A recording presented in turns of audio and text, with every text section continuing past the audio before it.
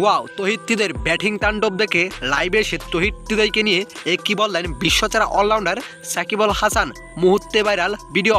দর্শক, আজ শ্রীলঙ্কার বিপক্ষে দ্বিতীয় ওয়ানডে ম্যাচ খেলতে নেমেছে বাংলাদেশ দল। আর এই ম্যাচটি জিতলেই সিরিজ জিতে যাবে বাংলাদেশ দল। তবে হারলেও সুযোগ রয়েছে বাংলাদেশ দলের জন্য, কিন্তু এই প্রথম সুযোগটি কাজে লাগাতে চান টাইগাররা। তাই তো আজ টসে হেরে প্রথমে ব্যাটিংয়ে নেমেছিল বাংলাদেশ দল। তবে ব্যাটিংয়ে নেমে বেশ ব্যাটিং বিপর্যয়ে পড়ে যায় টাইগাররা, কেননা শুরুতেই 3 বল খেলে 0 রান করে ক্যাচ আউট হয়ে টেবিলে ফিরেছিলেন লিটন কুমার দাস। তবে লিটন কুমার দাস ফিরে গেলে এক প্রান্ত আগলে রেখে অসাধারণ ব্যাটিং তাণ্ডব করেছিল নাজমুল হোসেন শান্ত ও সৌম্য সরকার। তবে নাজমুল হোসেন শান্ত ফিরে গেলেও সৌম্য সরকার ব্যাটিং তাণ্ডব চালিয়ে যাচ্ছিলেন।